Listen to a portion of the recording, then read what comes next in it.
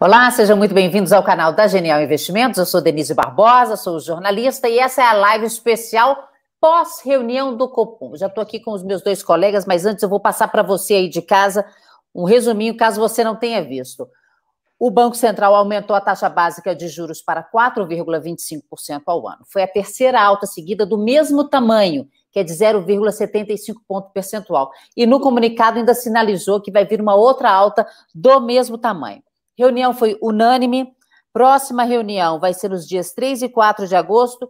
E esse nível de juro agora, de 4,25% ao ano, é o mesmo nível antes da pandemia. Agora sim, vou apresentar os meus amigos, meus colegas aqui. José Márcio Camargo, nosso economista-chefe. Tudo bem, Zé?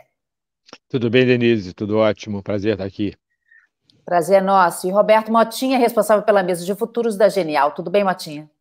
Boa noite, Denise. Boa noite, Zé. Boa noite, Deilson. Boa noite a quem está nos acompanhando, escutando a gente através do nosso canal da Genial Investimento, no canal da Genial no YouTube, tá? Desculpa, senhores.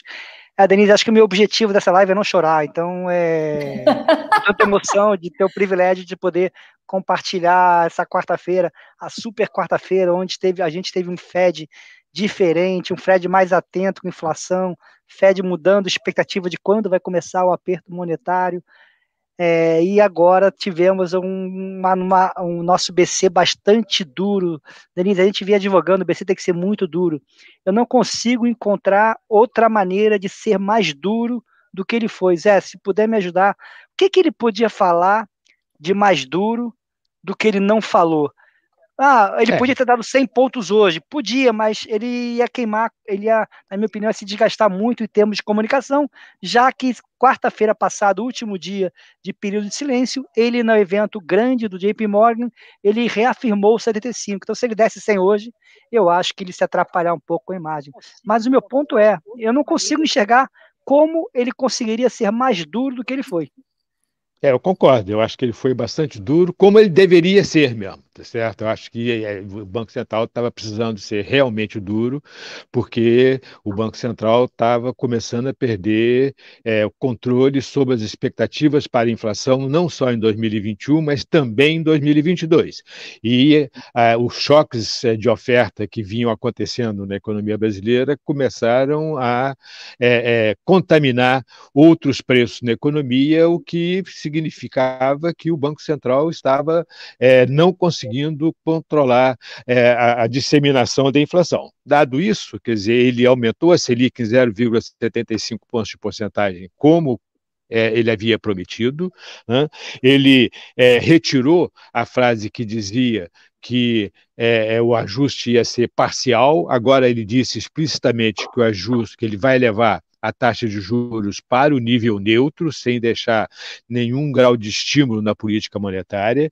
Ele prometeu um novo ajuste para a Selic em agosto de 0,75 pontos de porcentagem e acrescentou, dizendo que se as expectativas para a inflação não mudassem de direção, não começassem a cair, que ele poderia dar um aumento de Selic ainda maior, na medida em que ele disse explicitamente que se as expectativas para a inflação não mudassem de direção, que a redução seria necessária uma redução mais tempestiva dos estímulos monetários, ou seja, o que ele está dizendo aqui é que, olha aqui, eu preciso, neste momento, readquirir controle sobre as expectativas para a inflação para evitar que a política monetária se torne menos eficaz e, consequentemente, que eu precise de uma taxa de juros ainda mais elevada para conseguir controlar as taxas de inflação futura. Além disso,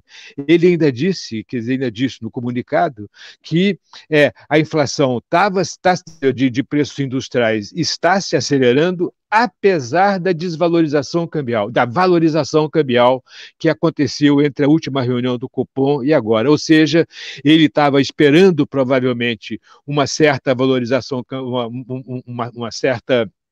um efeito mais forte da valorização cambial sobre a taxa de inflação, que não veio.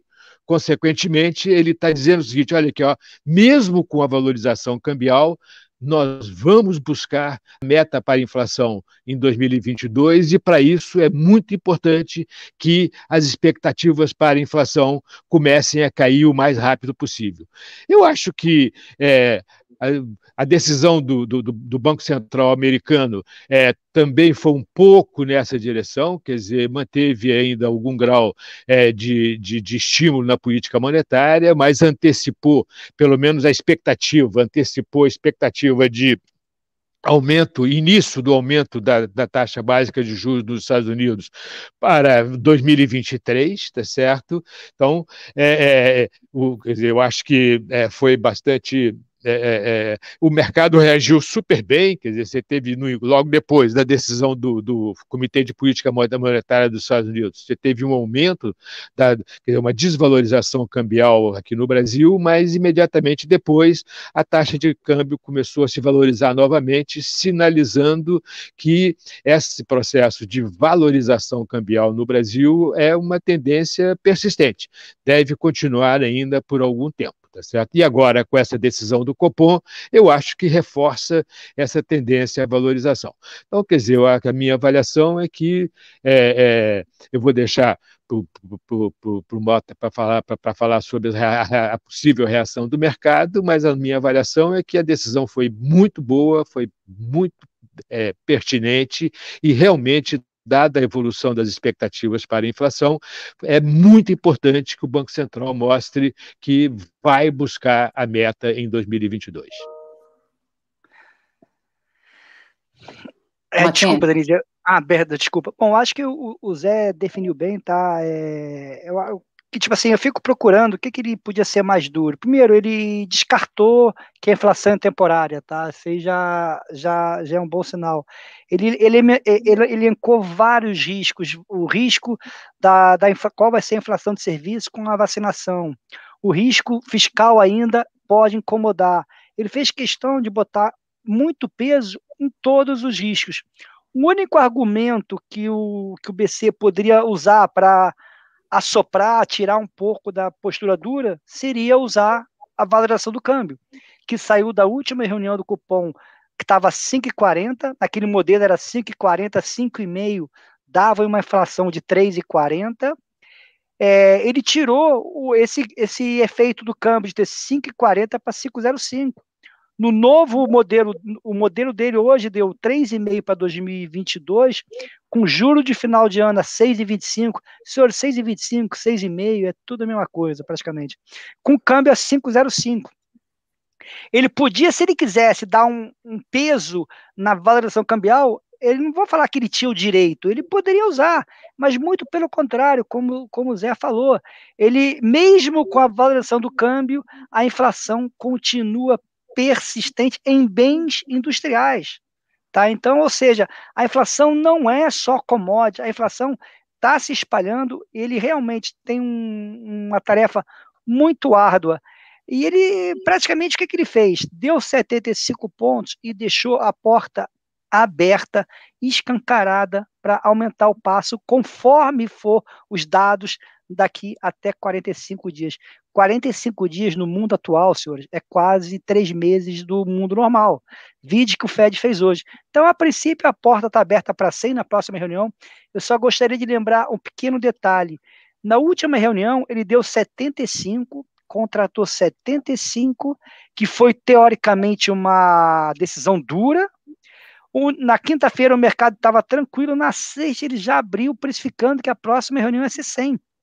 Aí o tempo correu, o mercado migrou, acabou migrando para mais perto de 5. Então, provavelmente, senhores, amanhã o mercado já vai abrir querendo precificar que a próxima reunião vai ser mais perto de 100 do que de 75.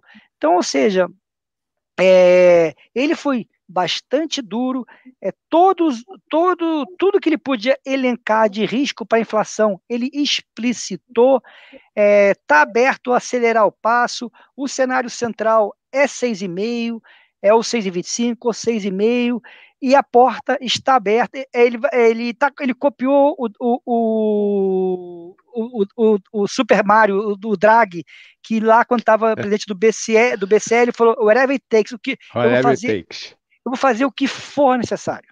para botar a inflação em 2022 perto do centro da meta. Ah, Mota, mas derrubar a inflação de 2021, que pode pintar acima de 6 para 3,5, é uma tarefa que pode botar a economia num nível de contração muito forte. Whatever it takes. É óbvio que 3,5, 3,80. Ele quer ver a inflação de 2022 parar de a expectativa parar de se deteriorar. Tá? Então, acho que ele fez tudo que estava no alcance dele hoje para fazer isso, tá? É importante esse ponto, tá? E é uma coisa que eu acho que tem que admirar esse BC, ele não tem vergonha de errar. Se você olhar a cronologia dele, ele lá atrás, a primeira coisa que ele fez foi aquele famoso Ford Guidance, que foi uma coisa extremamente ousada, tá? Ele fez movimento de BC de país de primeiro mundo. Deu errado, ele retirou. Colocou o ajuste parcial. Eu até lembro na live que eu fiz com o Zé aqui, falei, pô, Zé, ele deu um morde-a-sopra ali que não era necessário. Deu 75, contratou, mas falou em ajuste parcial. A economia está bem, porque precisa de mais estímulo. Foi lá e retirou hoje. Tá? Então, hoje, o que o nosso Banco Central enxerga? Estou muito preocupado, sim, com a dinâmica da inflação atual. Nem a valorização do câmbio vai me deixar menos vigilante. Eu vou trabalhar o que for possível. Se o juro no ano de 2021 tiver que ir para cima do neutro, que seria algo entre 7 e 7 e pouco, vamos. Acho que o recado do BCE é: eu vou chegar o mais rápido possível a 6,5 e analisar. Cheguei a 6,5, as expectativas me permitem parar e olhar ou continua se deteriorando? Senhores, tem questão hídrica. Tipo assim, desde outubro do ano passado, Zé, eu acho que a gente tem uma coleção de choque.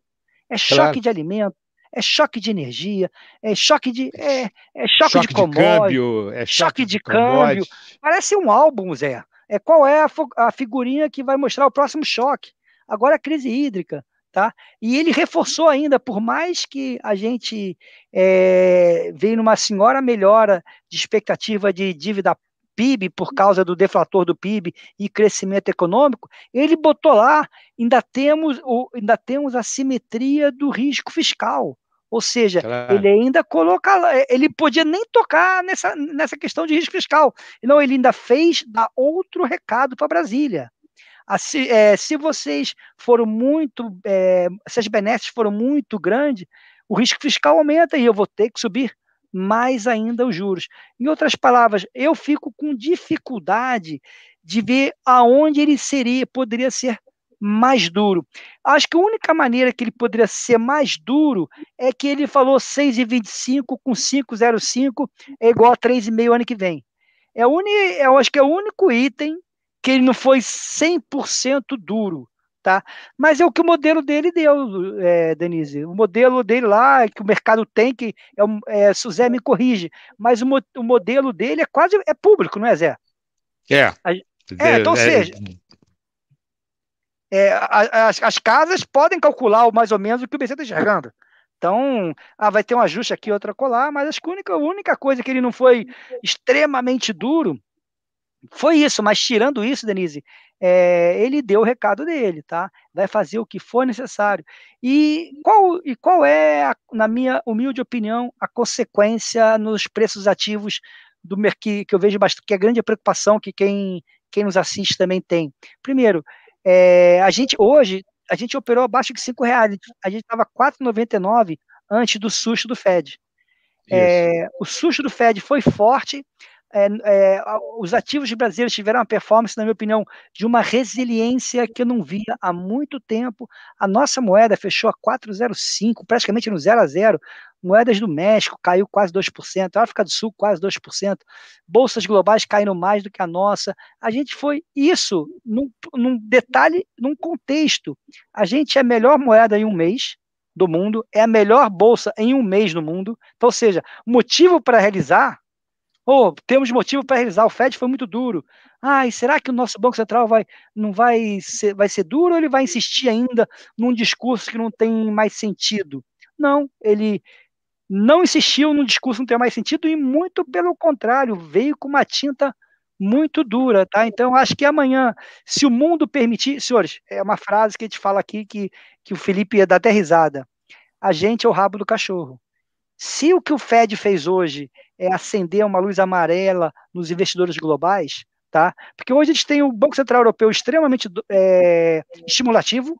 Acho que o Zé me corrija. Acho que é o único BC do mundo. Certo, é isso mesmo. Continua extremamente. Canadá mais duro, Inglaterra mais duro, China mais duro, Estados Unidos hoje entrou também para o lado mais duro. O que sobrou de estimulativo, pé no acelerador, que vou acelerar a compra de título público, é o europeu.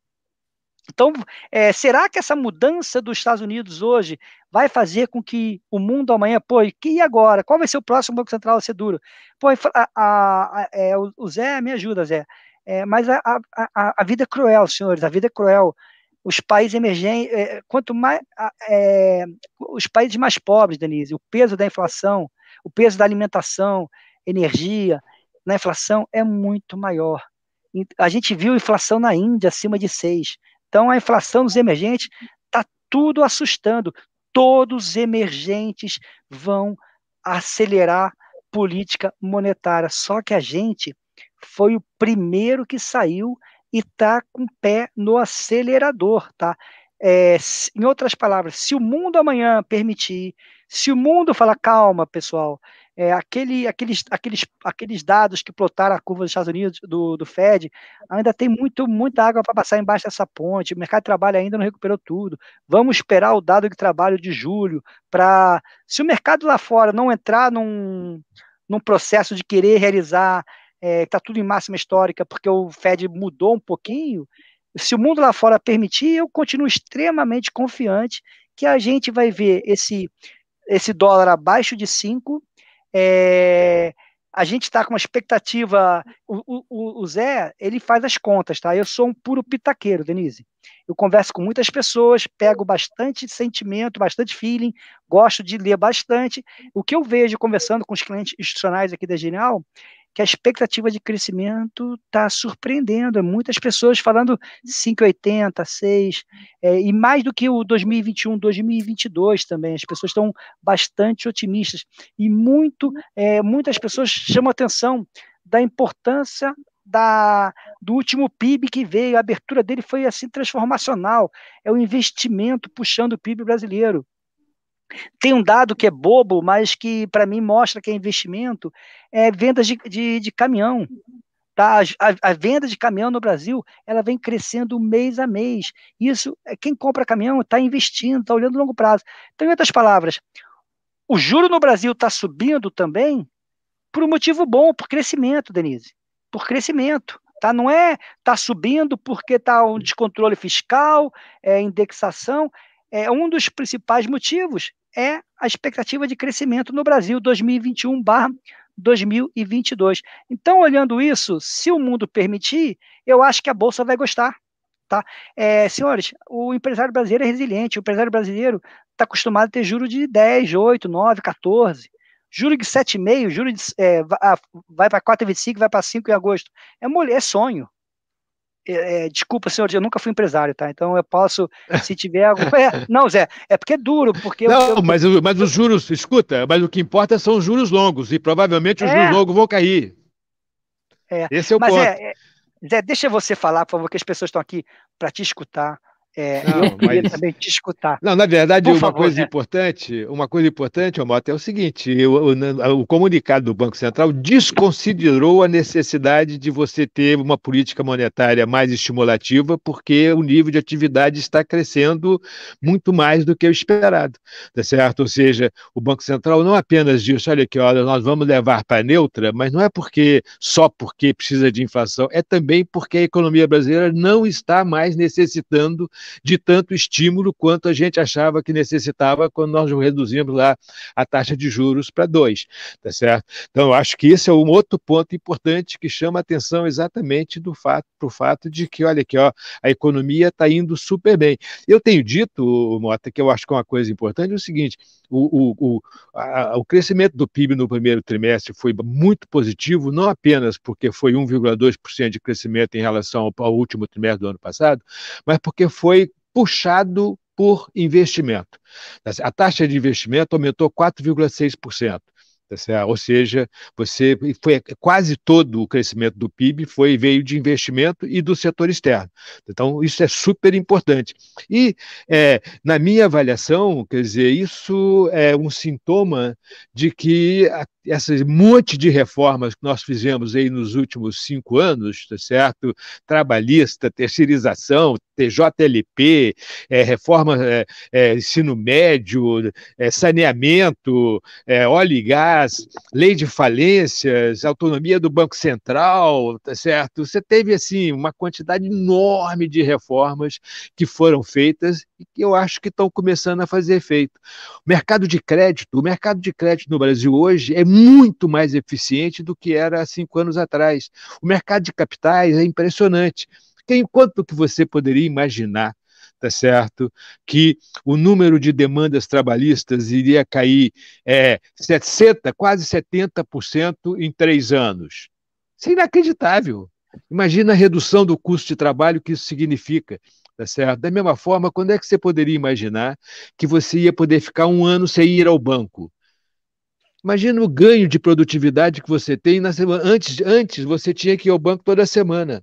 Agora, pô, você usa o cartãozinho de crédito, tudo vai pelo cartão, acabou, tá certo?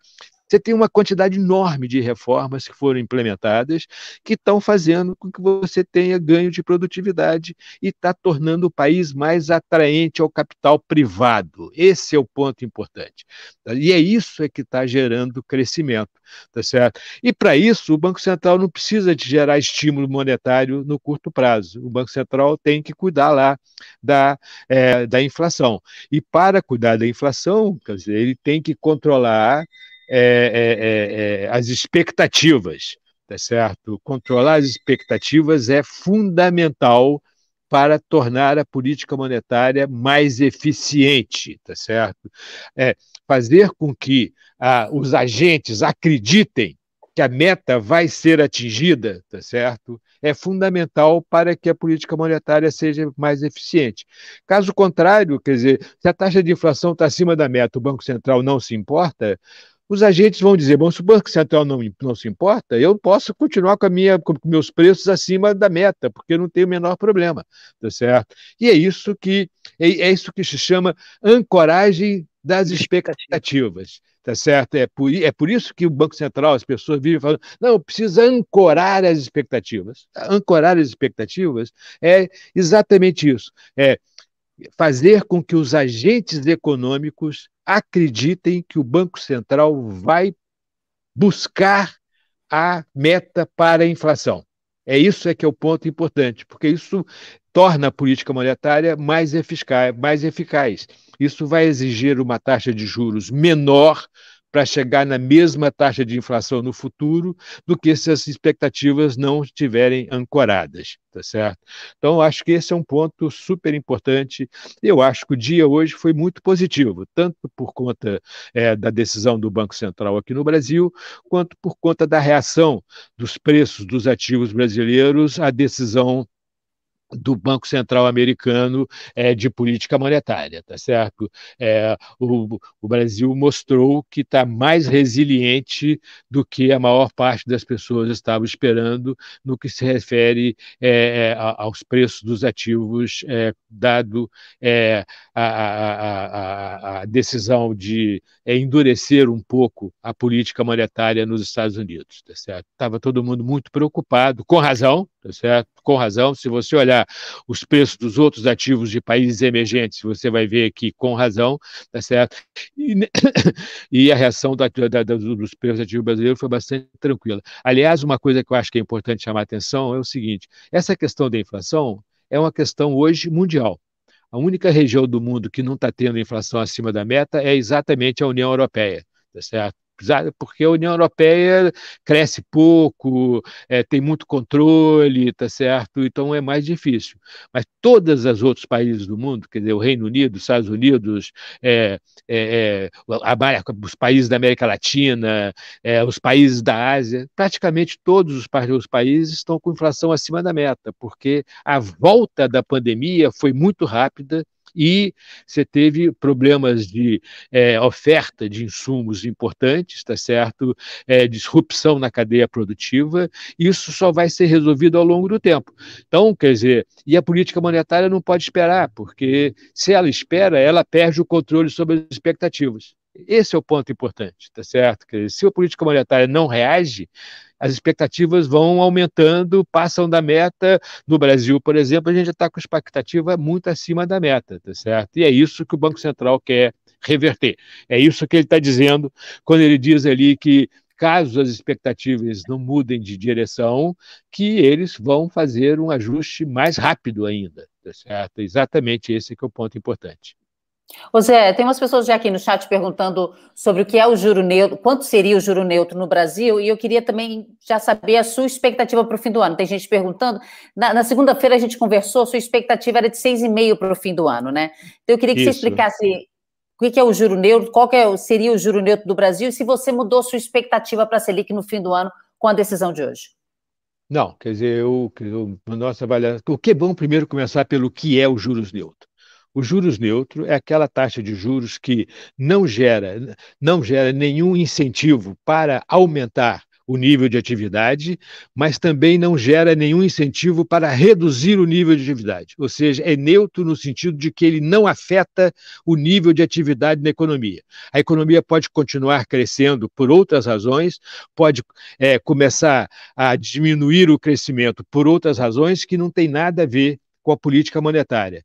Essa é a ideia de juros neutros. Por quê? Quer dizer, na verdade, dado a taxa Selic, quer dizer, você tem as taxas longas, essas taxas longas determinam o custo do crédito no mercado financeiro e o custo do crédito determina se a economia vai crescer mais ou se vai crescer menos.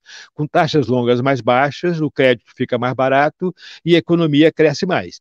Com taxas longas mais altas, o crédito fica mais caro e a economia cresce menos. Os juros neutros é aqueles juros que faz com que a economia fique, do ponto de vista da política monetária, fique parada. Nem cresce mais, nem aumenta a taxa de crescimento, nem diminui a taxa de crescimento. Fica crescendo no que o economista chama de taxa de crescimento do produto potencial, que é aquela taxa de crescimento que é dada pela produtividade da economia. Tá certo? Então, esse aqui é juros neutros. Bom, esses juros não é algo observável no mundo real. Você não observa os juros neutros, tá certo? Não é uma taxa de juros que você olha e fala, esta é a taxa de juros que é o juros neutro. É um conceito teórico. Você tem que estimar os juros neutros, tá certo? Tem uma metodologia para estimar os juros neutros. Tem diferentes fatores que afetam os juros neutros. Por exemplo, o nível de liquidez internacional afeta os juros neutros. Quando você tem muita liquidez internacional, os juros lá fora vai ser baixo. Como os juros lá fora vai ser baixo, você vai atrair mais capital internamente, e isso vai diminuir os juros neutros no Brasil. Tá certo?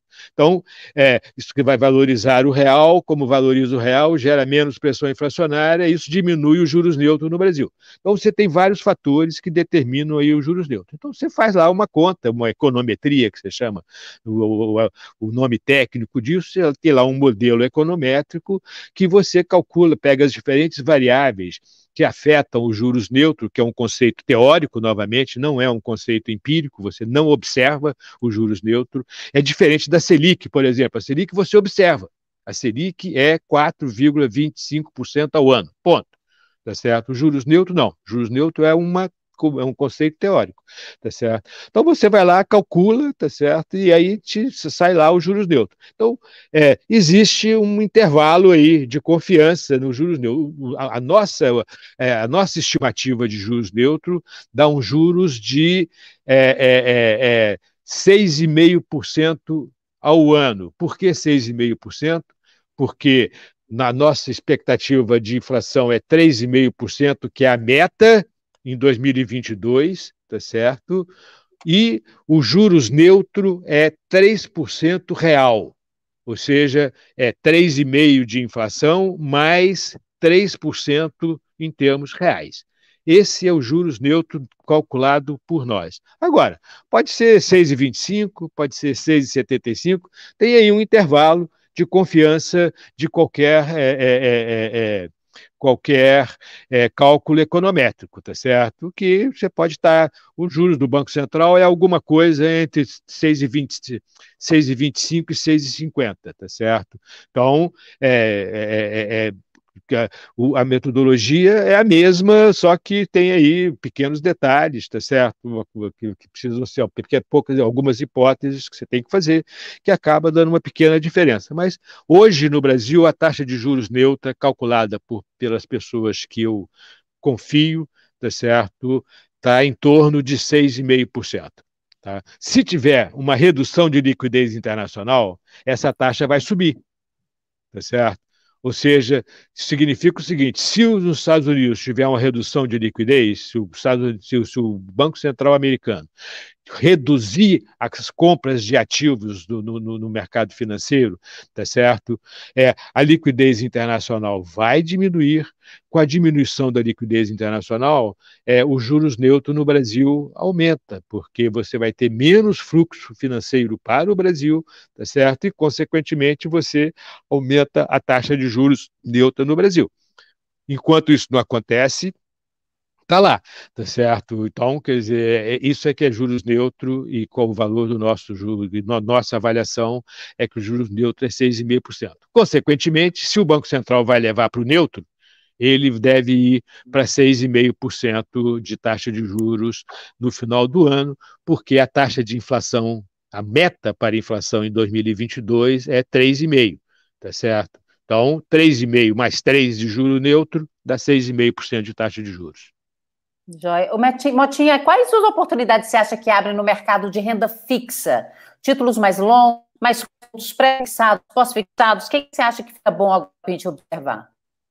Bom, primeiro, como eu tenho cabelo branco, Denise, eu sou daquela ala de pessoas que quando o BC começa a subir os juros e está falando que vai fazer o que for necessário, whatever it takes para entregar o desafio Hérculo que ele tem, que é entregar a inflação 2022 a 3,5%, eu esperaria para aplicar pré-fixado, porque eu deixaria a calculadora de lado, tá? Mas já está projetando lá para frente, e deixaria o Banco Central fazer o trabalho dele. Afinal de contas, Denise, foi que o Zé falou. Hoje, o plano central do Banco Central é entregar 6,5%, juro real neutro. Mas se, à medida que as coisas foram acontecendo, o mercado no Focus não melhorar a projeção de inflação para 2022, ele já falou, eu não vou parar no 6,5%. Se isso for verdade, eu esperaria para fazer aplicações pré-fixadas. Isso, senhores, eu estou dando uma visão um pouco mais de curto prazo, mas, obviamente, ter CDBs de 10% garantido pelo FGC, tal. Poxa, eu comprei a 10%, mas semana que vem está 10,30%. Para você fazer esse tipo de investimento, senhores, tem que ser uma parcela do seu dinheiro que você não vai precisar mesmo por 3 anos. Tá? Porque se você precisar, vão te cobrar pela liquidez um prêmio muito grande. Então, em outras palavras, qual é a mensagem que eu quero passar para vocês?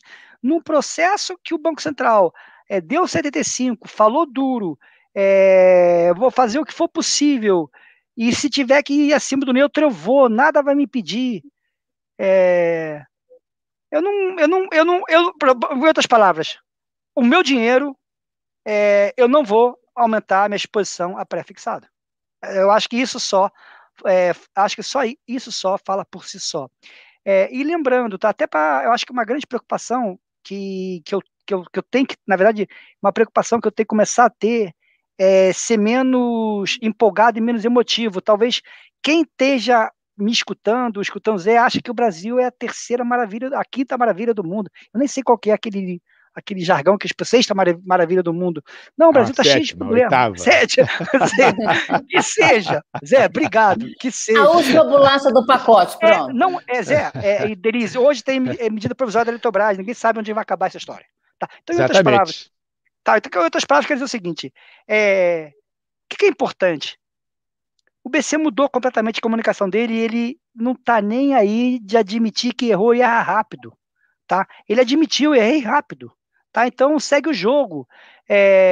Ao falar isso e falar, poxa, dólar abaixo de 5, não significa que a gente resolveu o problema de produtividade brasileira, não significa que resolveu todos os problemas do Brasil. Eu não quero passar essa mensagem. A mensagem que eu quero passar para vocês é: hoje, o Banco Central está indo na direção que ele tem que ir e vai fazer o esforço necessário para isso.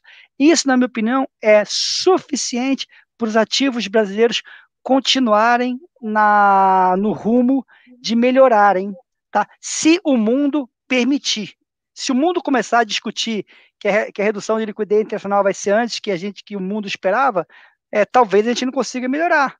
A gente vai estar piorando como todo mundo, mas em termos relativos vai piorar menos. Eu estou com uma preocupação, Denise, eu queria até ajuda sua, um coach no sentido de não transmitir, porque eu tenho medo, quem está me escutando, sair daqui, se o home broker tivesse aberto, eu comprei a ação. Eu já, não é essa a mensagem que eu quero passar para vocês, tá? A mensagem que eu quero passar para vocês o Banco Central realmente está comprometido em entregar o que for necessário, tá? Então, acho que isso é uma mudança importante e ele reconhecer. Então, é mais ou menos essa a mensagem que eu gostaria de passar. E, de novo, senhores, quem a gente é o rabo do cachorro. Se o mundo, o que a China fez com as commodities, a nossa bolsa é commodity. Quem acompanha a gente sabe, quem acompanha a gente sabe que eu estou falando de petróleo há muito tempo, que o minério perdeu o momento, desde que a China fez aquela bagunça. Quem está perdendo o momento agora é o cobre, as questões metálicas. E a nossa bolsa, siderurgia, Vale, minério e siderurgia tem um peso razoável. Então, se olhar o índice em si, quem, na minha opinião, vai voar?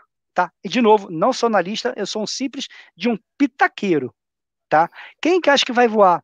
Bancos pode performar bem, tá? Porque nesse processo de subida de juros, o banco tem muito dinheiro captado em CDI que ele vai conseguir agora aplicar seu caixa em dinheiro longo a taxas bastante atrativas. Seguradoras também, que pega todo o prêmio e está livre para aplicar. Eu acho que o investidor estrangeiro, que vem colocando bastante dinheiro na nossa bolsa, ele vai começar a colocar também dinheiro em renda fixa, porque está olhando os nossos dados macroeconômicos, tá? PIB dívida, está olhando, esse Banco Central é sério, esse Banco Central reconheceu que estava num discurso que não era condizente com o que a realidade mostrou. De novo,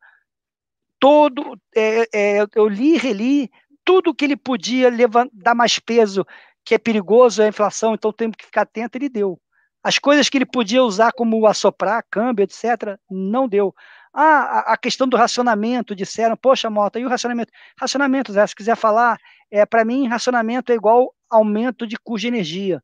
Tá? Vai bater, infelizmente, na nossa conta de eletricidade e não efetivamente um racionamento, mas aí também, de novo, eu não tenho know-how para isso.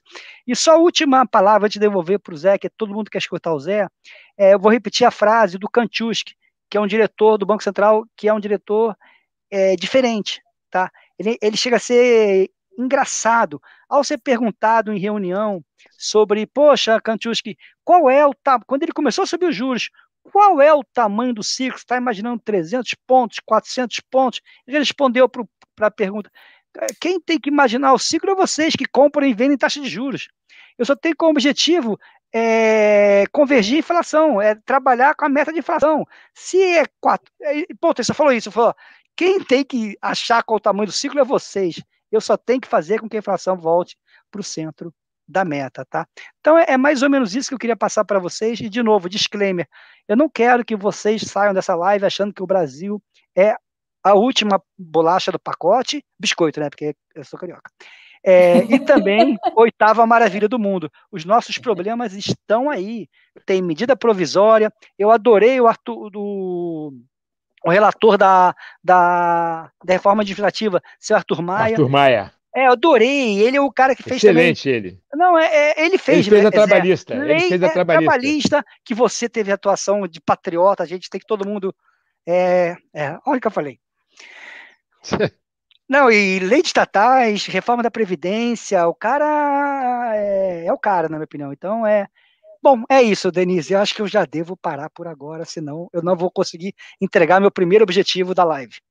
Deixa eu só Vai complementar, lá, Zé. complementar sobre o racionamento. Quer dizer, na verdade, você tem uma crise hídrica, é complicado. Você tem uma seca, que é a seca, a maior seca em 90 anos, tá certo? Para ser exato, em 91 anos, que é desde quando tem a estatística, tá certo? Então, mas como o Brasil tem uma quantidade grande de termoelétricas, tá certo? É, neste ano, provavelmente, é pouco provável, pelo que os especialistas têm falado, eu tenho conversado com o pessoal de energia aqui da empresa, tá? A gente tem uma comercializadora, então de vez em quando eu converso com eles, tá certo? Para eles o preço é fundamental. Então, pelas conversas que eu tenho tido com o pessoal da energia, tá certo? É pouco provável que você tenha racionamento este ano. O mais provável é que você tenha aumento do preço da energia. É uma pressão inflacionária neste momento, tá certo? Agora, se continuar o ano que vem, a coisa fica mais complicada, tá certo? Se tiver, porque já é o terceiro ano que você tem pouca chuva. Então, se continuar o ano que vem, aí você pode ter um problema mais grave. Mas nesse momento, parece que o mais provável é aumento do preço de energia, pressão inflacionária e não racionamento diretamente. Zé, tem uma pergunta aqui do JJ. José Márcio, poderia comentar sobre o papel da paridade do poder de compra, PPC, no cenário básico do Copom? Não, o salário básico do cupom, que ele pega a taxa de câmbio no dia do corte, sei lá, 5,05, tá? E é, é, é, projeta essa taxa de câmbio para o final de 2022, que é quando ele quer saber qual que vai ser a projeção de inflação, tá certo? Pela paridade de poder de compra, ou seja, a taxa de inflação nos Estados Unidos em relação à taxa de inflação no Brasil. E aí ele vai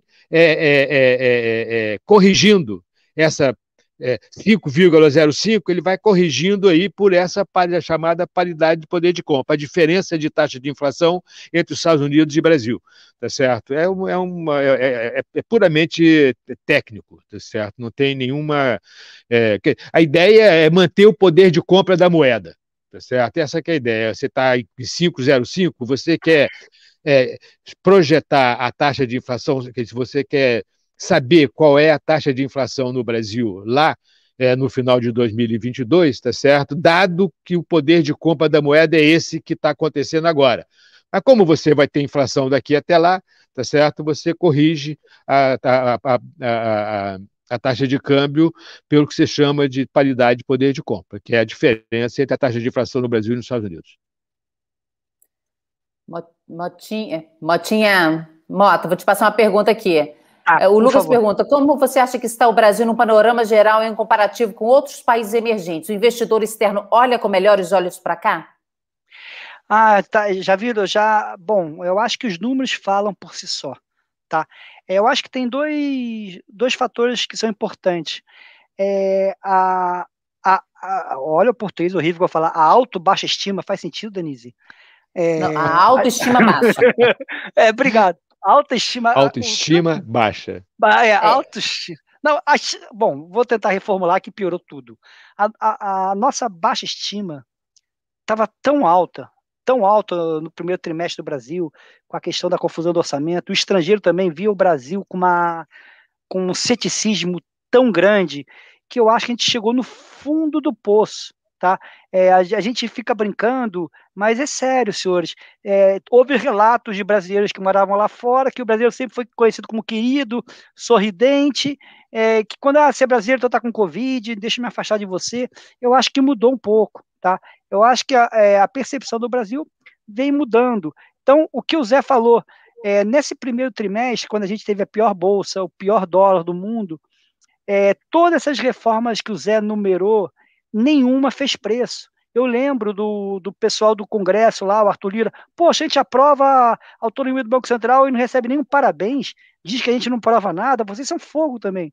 Eu acho que isso mudou tanto para o investidor local quanto para o investidor internacional. Mas o que foi fundamental na mudança da percepção foi o início do IBC-BR mais forte ali em dezembro, confirmado em janeiro, a produção industrial, vendas no varejo do primeiro trimestre, o PIB brasileiro do primeiro trimestre, Denise, e depois os números, a última produção industrial, é que fez que a percepção do estrangeiro para o Brasil mudasse. O que o estrangeiro quer num país? Expectativa de crescimento, câmbio justo, câmbio desvalorizado, ou seja, câmbio fora de preço, ou seja, deixa eu ter sorte de surfar todo esse descolamento do câmbio daquele país que está totalmente fora do histórico. Então isso também atrai o estrangeiro. E crescimento e juros condizente com a sua realidade. Esse tripé a gente está indo na direção. Crescimento a gente vai surpreender, na minha opinião, em 2021, vai surpreender em 2022. Juros, está claro que a gente vai voltar a ter um dos maiores juros entre os países emergentes. Tá? Não é juros é juros de 7, de 6,5, o juro onde vai parar, senhores? Ninguém sabe. Vai ser feito o que for necessário. Mas certamente é o auge, né? Quem sou eu? Provavelmente a gente vai voltar a ter juro maior que México, maior que Rússia, maior que África do Sul, maior que os outros. Tá? Então a gente vai deixar de ser um país onde as pessoas pegavam real, usavam de fund, né? Vou vender real aqui e pegar esse dinheiro que eu comprei, vou comprar o dólar e comprar o peso mexicano, comprar outros juros. Então esse tripé a gente está desfazendo. A gente vai ter crescimento maior que a média dos emergentes, tirando os asiáticos, vamos ter juros maiores e dados macroeconômicos robustos. Zé, vê se só para eu parar de falar, vê se eu estou falando uma besteira enorme. Eu acredito que o Brasil vai ser um dos poucos países do mundo, para não usar o único, que no meio de uma segunda onda ou uma onda prolongada, não vou dizer novos gastos fiscais para extrateto, vai ser um dos únicos países do mundo que vai conseguir reduzir dívida PIB. Tá? Isso é transformacional. É o único país do mundo que está fazendo consolidação fiscal no meio da pandemia. Esse é um ponto super importante. Está diminuindo gastos como proporção do PIB, tá certo? No meio da pandemia. 2021 vai ser um ano. Tem uma coisa super, as pessoas, quer dizer, os dados são muito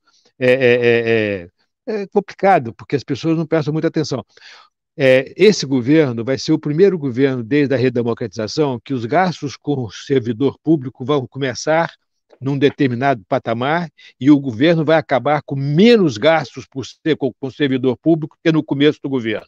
Desde 1985 que isso não acontece. Isso tem a ver com as reformas, com o fato de que você tem congelamento de salário de funcionário público, com o fato de que você não está substituindo o funcionário público, tá certo? Com a reforma da Previdência. Então, esse é um resultado super importante. Eu não acho que o Brasil, vou repetir uma coisa que o Mota tem falado, eu não acho que o Brasil é o melhor lugar do mundo, não. Presta atenção, concordo inteiramente com o Mota. A gente está tentando arrumar o país. E nesse processo de arrumar o país, tá certo? Vai para lá, às vezes erra, às vezes acerta, então é uma coisa complicada. Você tem que estar disposto aí a seguir, tá certo, a trajetória. Agora, estamos na direção correta. Esse é que eu acho que é o ponto importante. Estamos tentando fazer o melhor possível na direção correta. Desde 2016, que eu acho que esse é o ponto importante. Acho que é por aí que a gente tem que caminhar, tá certo? Quer dizer, e nesse sentido, quer dizer, às vezes dá certo, às vezes dá errado, não é o melhor lugar do mundo, não é o melhor lugar do mundo, não, tá certo? A gente ainda tem muito que correr, muito que capinar ainda para ser quer dizer, o melhor lugar do mundo ou parte dos países que são o melhor lugar do mundo. Mas já melhorou muito se você comparar o que era o Brasil há 10 anos atrás, é impressionante.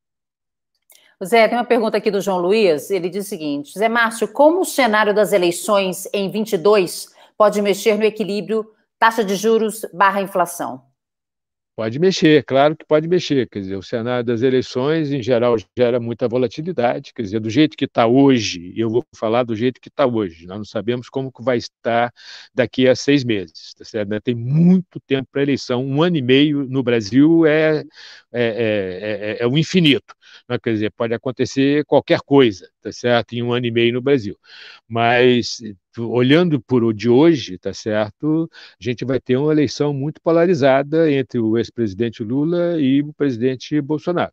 Tá certo? A minha avaliação é que o presidente Bolsonaro está, em termos de popularidade, está no fundo do poço. Tá certo? Ele está com muitas mortes na pandemia ainda, tá certo? Você tem essa CPI da pandemia, isso prejudica a popularidade do presidente. Você ainda tem muito desemprego, tá certo?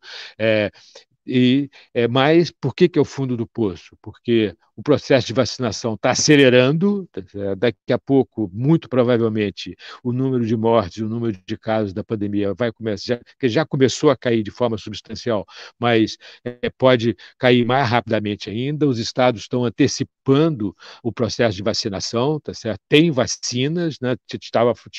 Chegou a faltar vacina no começo do processo. Agora tem vacina aí, tá? Bastante vacina, não é um problema, tá certo? A economia está retomando muito forte, quer dizer, você tem uma retomada da economia brasileira, a atividade está voltando muito forte, nós tivemos um bom crescimento do PIB no primeiro trimestre, então eu acho que com a abertura da economia, com a redução do número de casos e do número de mortes, você vai abrir o setor de serviços, o emprego informal vai voltar, tá certo? Além disso, você vai ter um programa um programa Bolsa Família supostamente mais robusto, tá certo? No próximo ano, que vai ter um espaço no orçamento, você vai ter um espaço aí no teto de algo em torno de 45 bilhões de reais, e uma parte desse dinheiro vai para fazer um Bolsa Família mais robusto, que também vai aumentar a popularidade do presidente. Então, o presidente vai ter, a minha impressão é que ele vai entrar numa trajetória de melhora. E o ex-presidente Lula a gente conhece. Então, nós vamos ter uma campanha muito polarizada. E aí, quer dizer, a grande pergunta é quem vai ganhar o voto do meio. E essa discussão vai gerar muita volatilidade, porque ao longo dos meses aí, você vai ter momentos em que o presidente Lula vai estar crescendo mais do que o presidente Bolsonaro, e em momentos em que o presidente Bolsonaro vai estar crescendo mais do que o presidente Lula, e nesse caso, quer dizer, o mercado vai reagir, tá certo? Eu acho que vai ter muita volatilidade, tá certo? Principalmente se o presidente Lula começar a despontar como favorito. Mas, quer dizer, faz parte da vida, a democracia é assim, tá certo? Vamos ver como é que isso acontece, mas eu acho difícil aparecer uma terceira via. Se aparecer uma terceira via, aí eu acho que a situação fica até mais calma, tá certo? Não necessariamente melhor, mas mais calma, tá certo? Tem menos volatilidade no processo eleitoral.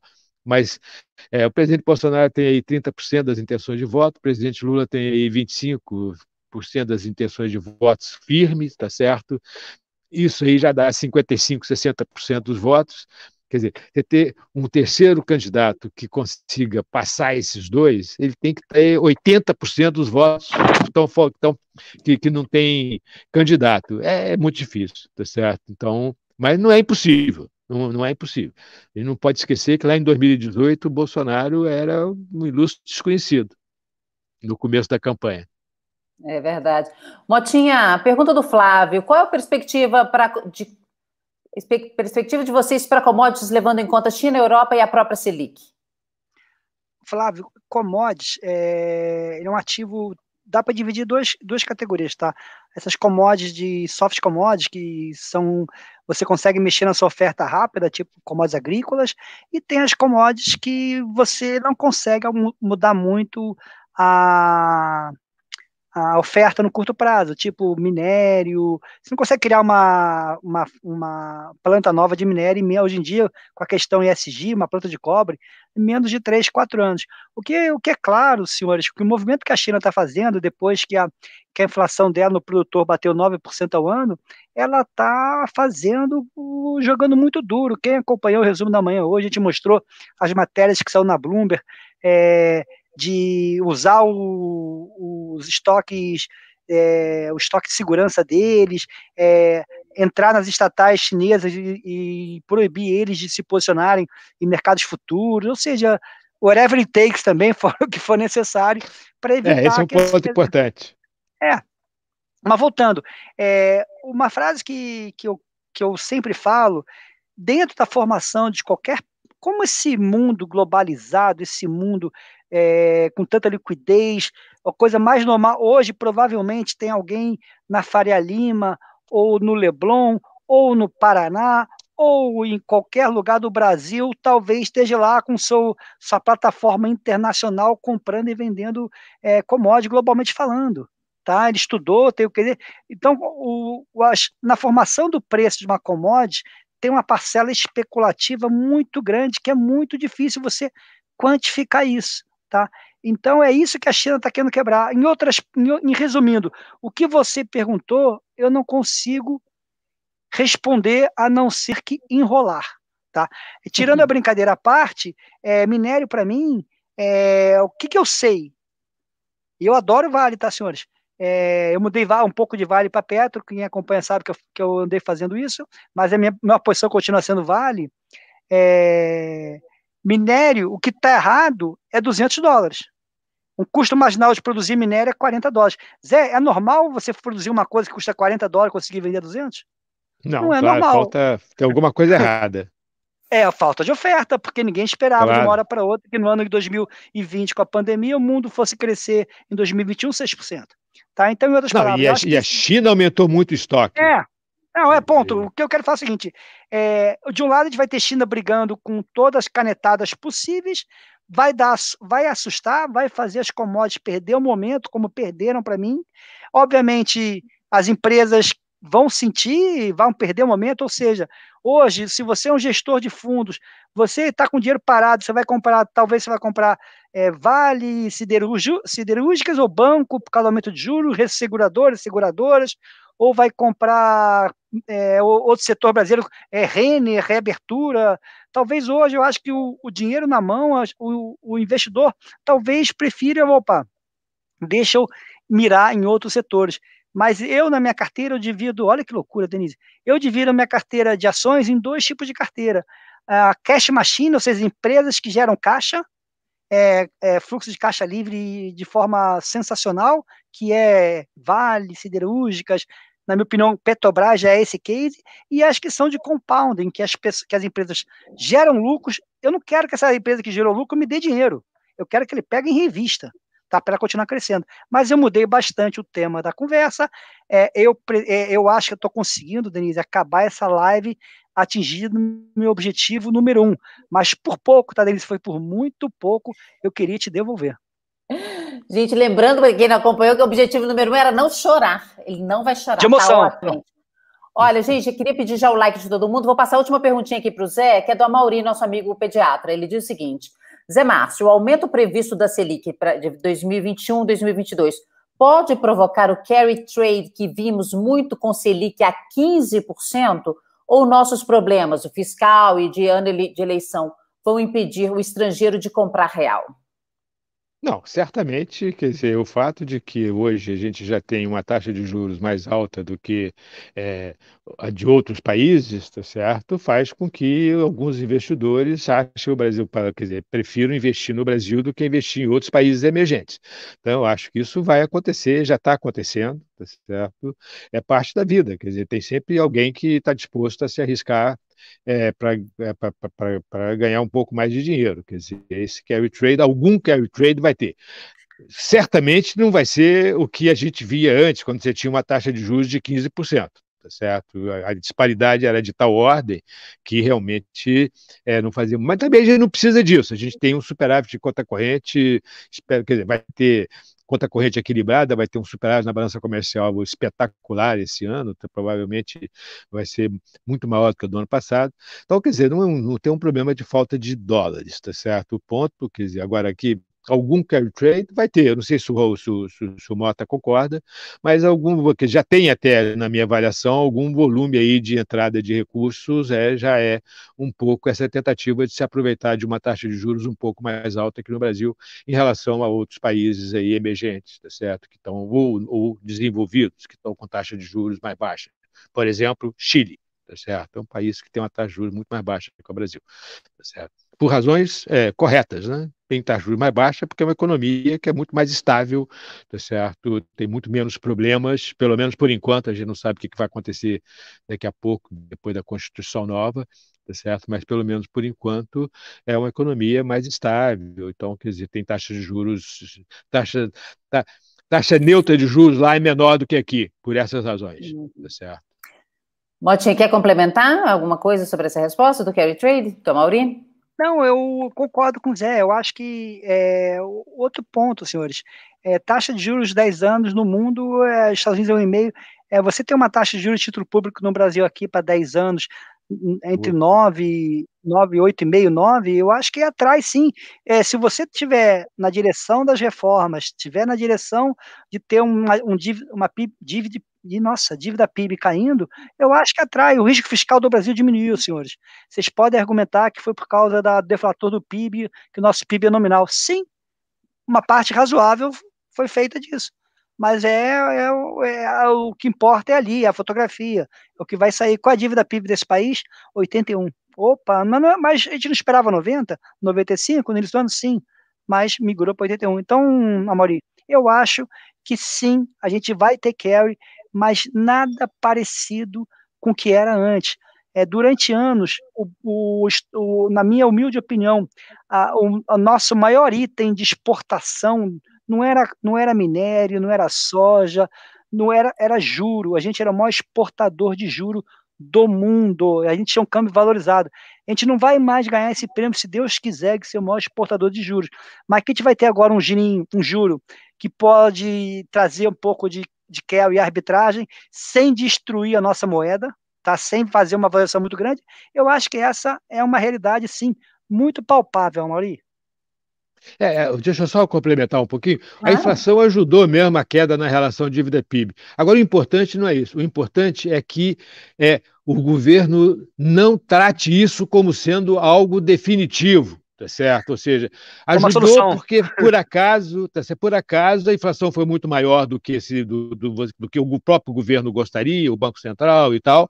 O grande problema, o risco, tá certo? E que eu acho que a gente não corre esse risco com esse governo, o risco é transformar isso num mecanismo permanente de redução da relação dívida-PIB, porque isso você não consegue, porque você precisa de ter aceleração da inflação para você ter esse mecanismo. Então, quer dizer, esse é o grande risco que eu acho que a gente não corre nesse governo. Tá ótimo. Então, vamos encerrar.